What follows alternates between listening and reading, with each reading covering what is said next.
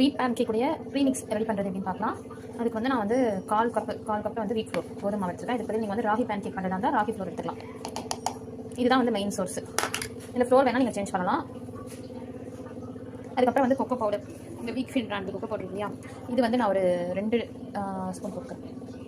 இது வந்து chocolate pan கேக்காக நான் 2 ஸ்பூன் போடுறேன். இல்லைனா வந்து நீங்கள் என்ன ஃப்ளேவர் யூஸ் பண்ணுறீங்களோ அது ரிலேட்டடாக. இப்போ ஆப்பிள்னா ஆப்பிளோடைய பேஸ்ட்டு போட்டுக்கலாம், பனானா பேஸ்ட்டு, ஸ்ட்ராபெரினா ஸ்ட்ராபெரி பேஸ்ட், அந்த மாதிரி வந்து நீங்கள் மில்கோட மிக்ஸ் பண்ணி போட்டுக்கணும். நான் ப்ரீ மிக்ஸ்ன்றதால மில்க் ஊற்றாமல் இந்த மிக்சிங் மட்டும் ரெடி பண்ணுறேன். ஸோ இது ஒரு 1.5 போட்டுக்கிறேன். ஏன்னா நாளைக்கு வந்து அவங்க ஸ்கூலில் ஃபேவரட் ஃபுட் சில்ட்ரன்ஸ் டேக்காக எது வேணால் எடுத்துகிட்டு வரலாம்னு சொல்லிட்டாங்க. இல்லைனா ஜங்க் ஃபுட்லாம் அலோட் கிடையாது. நாளைக்கு எடுத்துகிட்டு போகலாம். இப்போ வந்து நம்ம ஜாகரி பவுடர் ஆட் பண்ணிக்கலாம் ஸ்வீட்னஸ்க்காக. நான் 1/4 கப் போட்டிருக்கேன் இல்லையா, ஸோ அதை விட கொஞ்சம் கம்மியாக.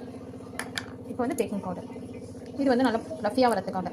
இந்த தோசை மாவு நம்ம ஃபெர்மெண்ட் பண்ணுறோம், இதெல்லாம் ஃபெர்மெண்ட் பண்ண மாட்டோம். ஸோ இது ஒரு 1/4 டீஸ்பூன் போட்டுக்கலாம்.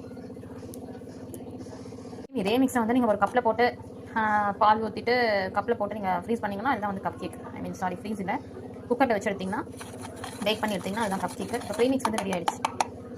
இதில் நைட்டே கூட பால் ஊற்றி கூட வச்சிடலாம். ஏன்னா பால் வந்து நெக்ஸ்ட் டே கொண்டு ஆகுது. சுகர் கரெக்டாக இருக்கான்னு பார்த்துட்டேன். இப்போ இதில் கொஞ்சம் கொஞ்சமாக பால் சேர்த்து நாளைக்கு நான் பண்ணி வச்சுப்பேன். இதுதான் வந்து ப்ரீமிக்ஸ். இந்த மாதிரி நீங்கள் ரெடி பண்ணி வச்சுக்கோங்க. இது வந்து நீங்கள் வீக்லி ஒன்ஸ் கூட ரெடி பண்ணி வச்சுட்டு அப்பப்போ நீங்கள் பால் மட்டும் சேர்த்து பேன் கேக் பண்ணி தரலாம்.